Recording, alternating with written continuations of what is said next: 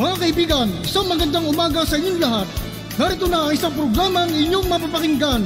Hatid sa inyo ni Mel Elizalde, batikang broadcast journalist, sa kanyang pagtalakay sa mga napapanahong balita sa loob at labas ng ating bansa. Gayon din sa pagbibigay ng mga kalaman na kanyang tinipon tungkol sa kalusugan, ekonomiya, agrikultura, pangkabuhayan, politika at ang sitwasyon sa katahimikan ng bansa. At ngayon, narito na ang guro ng palatuntunan, Mel Elizalde.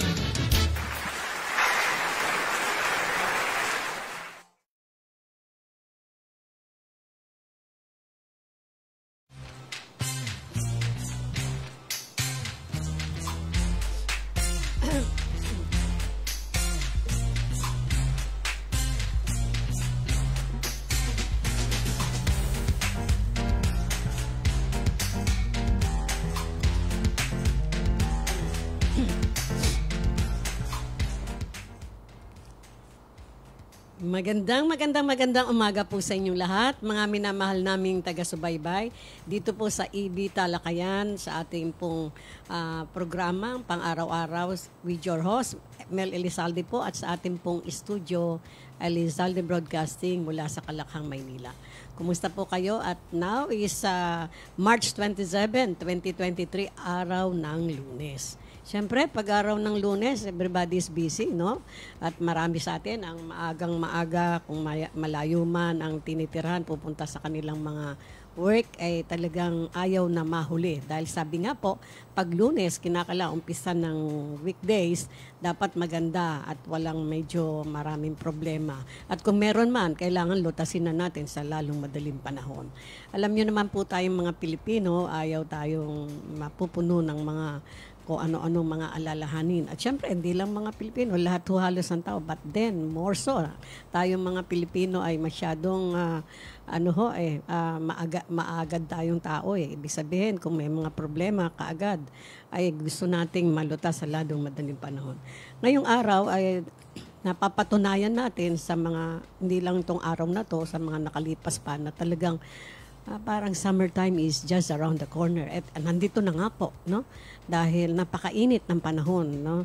At ito po, dumarating na yung mga problema natin at medyo sasalubungin tayo ng mga brownouts at blackouts, no? Na kung saan kailangan ho natin sana yung patuluyang walang pagputol ng mga kuryente dahil sa sobrang init.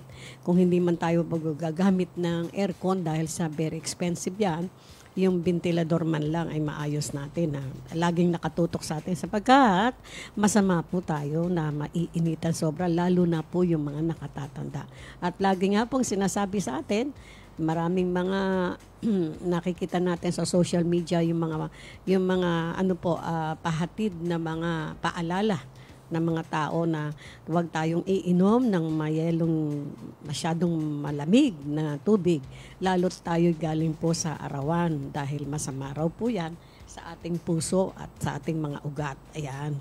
Kung kaya't kailangan ayusin natin yung ating mga parteng mga pangkalusugan dahil ngayon ay tag-init.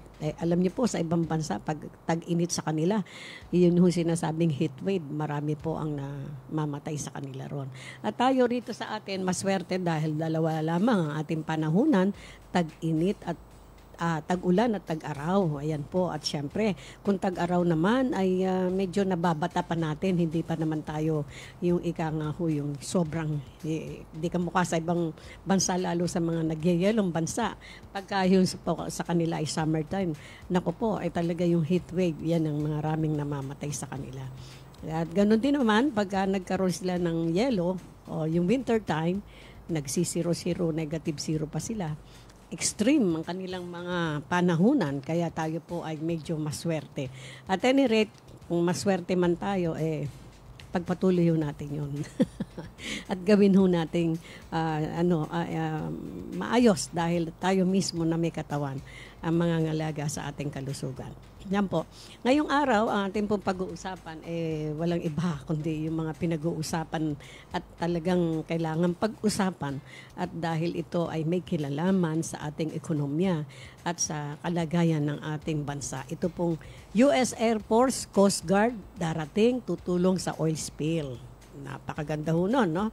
At sinasabi nga po, yung oil spill kasi na nangyari dyan sa Mindoro ay talagang grabe ang idinulot po sa mga mamamayan dyan. Talagang kawawa yung mga tao. No? So sabi ho, darating at tutulong sa oil spill ang US Air Force Coast Guard. Yan.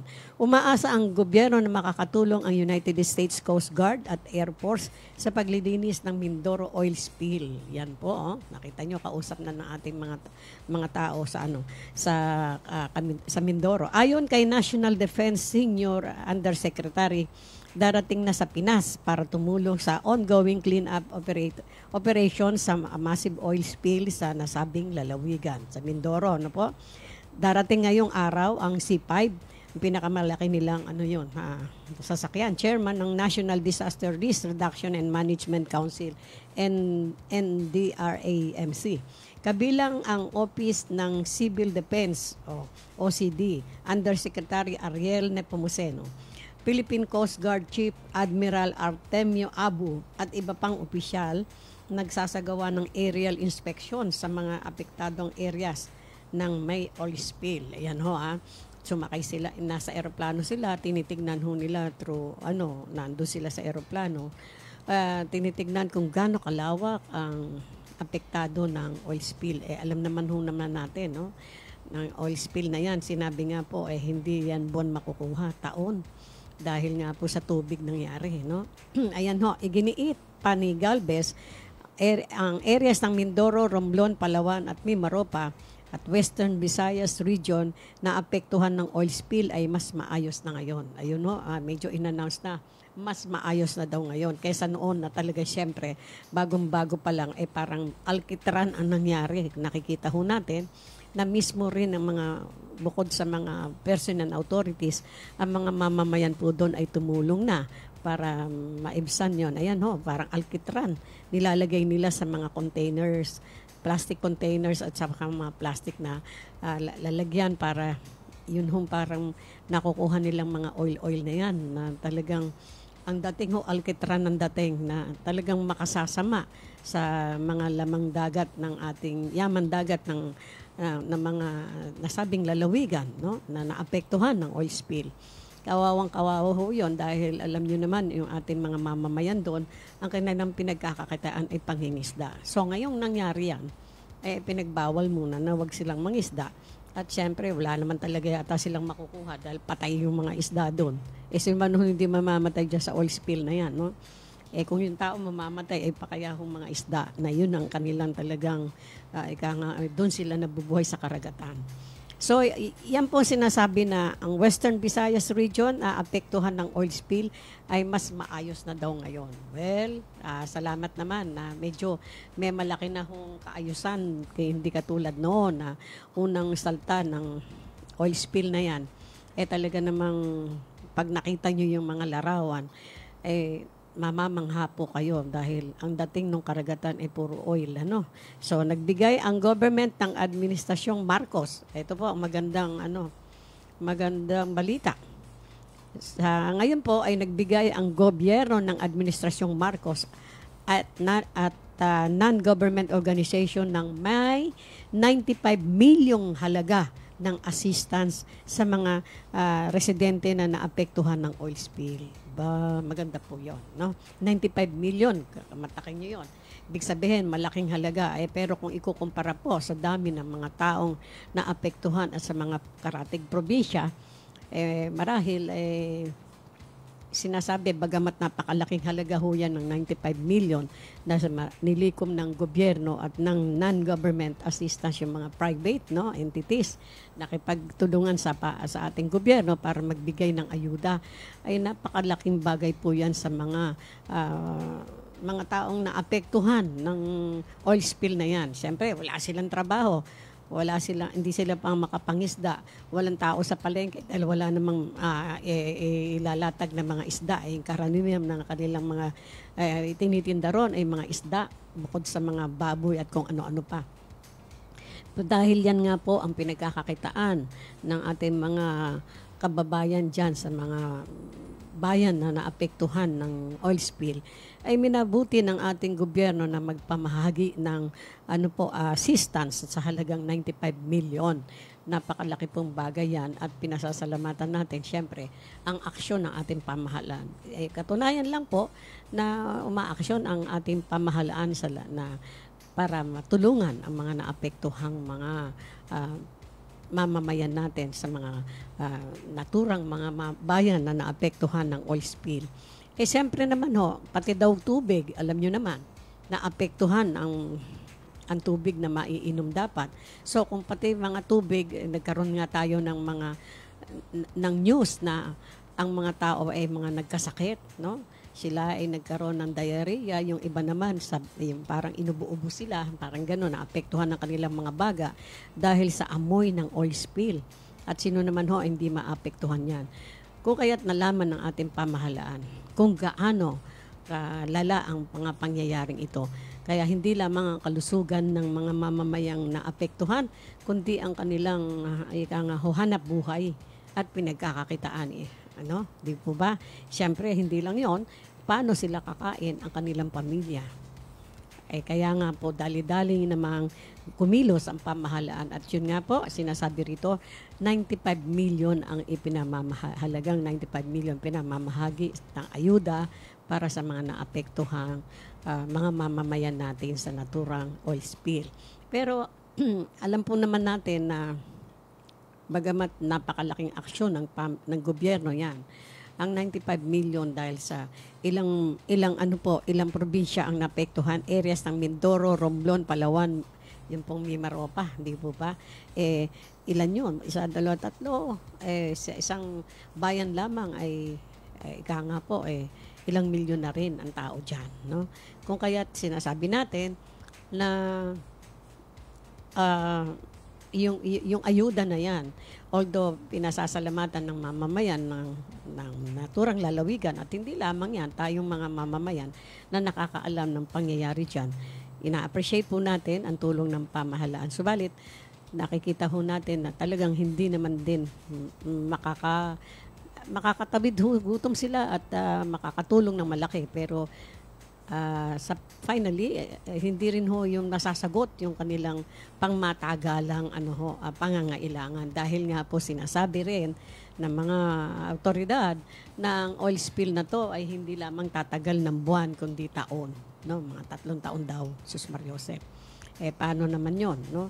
Kaya yung 95 million, although napakalaking halaga na yan, ay hindi rin, kung tutuusin, hindi rin po sasapat nga po na makahabol ang kabuhayan ng ating mga mamamayan sa mga naturang lugar na naapektuhan ng oil spill. At sinasabi nga po, ina-appreciate ng lahat ang gobyerno, ang ating pamahalaan ng aksyon. At siyempre kung hindi ho dito sa mga tulong na 95 million, palagay ko lalong kahirap-hirapan ang dadanasin natin mga kababayan. So, sana po sa madaling panahon sapagkat nandito na ang US tulong, US Air Force, Coast Guard ay dumating na sa Pilipinas at sila ay nakita natin, nakikipag-usap sila, nakaka-uniforme sila at dala nila siyempre yung kanilang mga equipments na mas madaling malikom ang mga oil spill. Yung mga representative ng American Air Force at Coast Guard, kasama ang atin pong mga Coast Guard, Philippine Coast Guard, at sila ay nag-usap at siyempre tinitignan nila ang lawa ng kanilang gagawing operasyon, di po ba?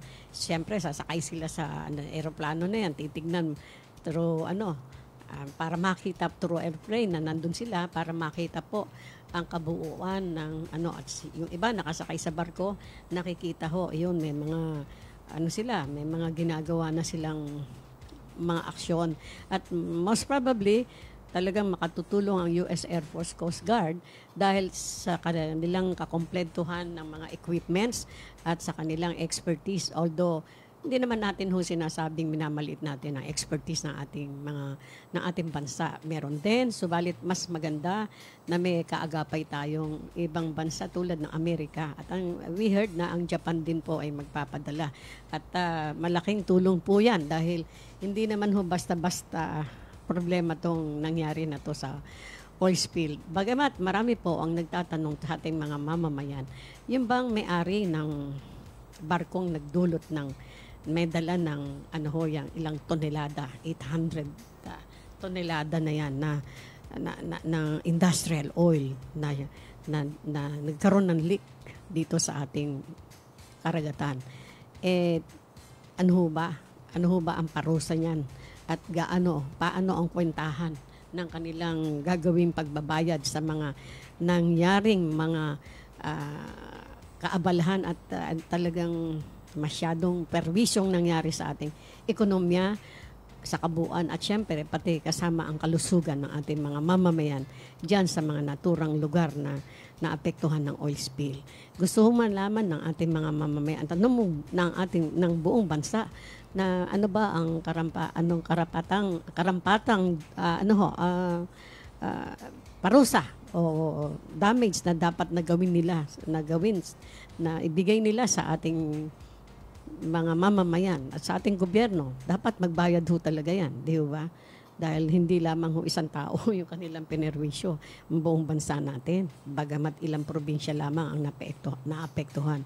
Abay, napakalaki nung kanilang ginawa na yan. At napag-alaman din natin sa mga naulat natin at sa mga pahayagan din na sila ay walang permit nang sila ay pumalaot. At nalaman din po natin na ang barkong nagdala ng toneladang 800 na litrong industrial oil na dala nila ay barko na hindi karapat-dapat magdala nun sapagkat yan daw po ay luma na sa sinasabing mas luma pa.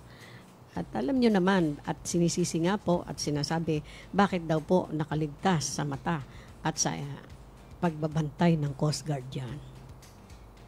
Bakit sila ay napalaot bago wala silang permiso at at the same time ang kanilang barko ay sinasabing luma na at hindi dapat pumalaot. Nadala ang ganong kabigat na litro ng mga litro ng industrial oil na ngayon hindi nila akalain din na mangyari ang ganyan. Siyempre, yung disgrasya hindi natin alam Kaya dapat bago pa lang pumalaot ay iniisip na kung ano yung mga repercussion kung sakaling magkaroon ng oil spill. Dahil nga yung pala, alam naman nila na luma pa sa dulang luma ang barko na yan. Kaya nga po, it's a good thing na itong US Air Force Coast Guard ay dumating na at tumutulong sa atin sa paglilinis ng oil spill niyan sa naturang mga lugar, no? Yang Mimaropa na yan. Pero it will take time na sinasabi dahil hindi naman sa agarang panahon ay maagad nilang malilinis at babalik sa normal. Kailan pa natin mababalik yung normal na buhay dagat ng ating mga isda at ng ating mga mamamayan na hindi na ma-endanger ang kanilang kalusugan at ang kanilang trabaho, ang kanilang pamumuhay. At sa kabuuan, malaking gawak po sa ating ekonomiya yan. So, sa laling maduling panahon, inaasahan ng lahat na ito po ang tulong na binigay ng Amerika sa atin ay maiibsan ng malaking problema natin dito sa oil spill na to. At siyempre, inaasahan din natin na mabibigyan ng tulong mula doon sa may-ari ng barko na yan, maliban sa tulong na ginagawa ng ating pamahalaan. At yun nga po, 95 million ang halaga mga tulong na ayuda ng ating gobyerno sa tulong ng mga non-government agencies daw po, sinabi nila. At kung hindi po sa mga tulong na yan, lalong sakit ng ulo ng ating mga mamamayan dyan. At syempre, tayo po ay sumasaludo dahil sa ating pamahalaan, dahil tinitignan na nila sa lalong madaling panahon ano ang gawak at epekto na nangyari sa oil spill na yan at paano sila nakagagawa at ano ang kanilang dapat gawin sa lalo madaling panahon. Yun nga po, syempre, number 1, ayuda. At syempre, yung una nilang concern ay ang paglilinis ng ng ating karagatan, no? Dahil yan ang talagang number 1.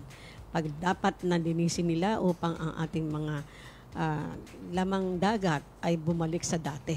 Dahil sinasabi nga po, diyan sa mga karagatan na yan na naapektuhan ng oil spill, makakakita ng mga extraordinary na isda na wala sa ibang lugar at malalaki pa. Kaya nga po, yan ay ibigay sa atin ng kalikasan at ngayon ay naperwisyo ang ating karagatan. Malaking pagbabayad utang ho dapat siya na isingil doon sa mayroong naging sanhi ng ganitong problema sa ating ekonomiya. Dapat lang, no? At dapat sila ay mabigyan ng karampatang hindi lamang po pinansyal na obligasyon, no? Kundi siguro bigyan din sila ng mga problema para dahil sa kanilang ginawa na pumalaot na walang permits at the same time alam nila na ang kanilang barko ay hindi karapat-dapat at hindi dapat pumalaot dahil luma, basad dilang luma. Yan po. So, yan po yung ating mga maganda at masamang balita. Yung magandang balita, dumating ang US Air Force Coast Guard at sila ay tumutulong ngayon sa oil spill. At siyempre, malaking pag-asa natin dahil alam natin na sila ay well-equipped ng mga equipments na mas mabilis na matanggal ang oil spill na yan. At siyempre, gusto ho natin na sa lalo madaling panahon malunasan ang problema na yan. At before we say goodbye temporarily, gusto ko pong batiin ating mga kaibigan. Ating pong presidente ng Kaanak ay we will meet tomorrow sa Pasig. At siyempre, si Mr. Willie Kichongko, ang ating president and founder of the Kaanak.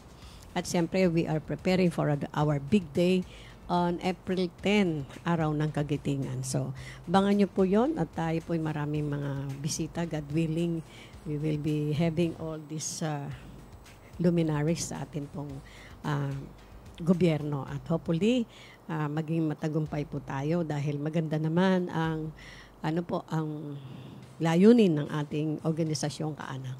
And so, yan po. Don't forget to like us, follow us, and subscribe us sa ating pong YouTube channel, sa ating pong Facebook channel, ang Elizalde Broadcasting. At binabati ko po si Attorney Nasino. Sir, thank you very much po for texting me. At saka ang ating pong mga kaibigan dyan sa Amerika. Siyempre, ang ating pong kaibigan si Cholay and her gwapong husband, Hil Ontiveros. Yan. Thank you very much for listening. And of course, my friend also from San Jose, California, Miss May Soner Garcia. Kumusta ka dyan? Tuloy ba ang bakasyon mo rito sa Pilipinas? Just let me know. So, ayan po. At mga minamahal kong mga taga-subaybay. Nga pala po, bago ko makalimutan, Mr. Ray Pabilona, sir, talagang I'll try my best to visit you before the end of this weekend. Kailangan po. So, yan po. Don't forget, I always say, I love you all. Bye-bye.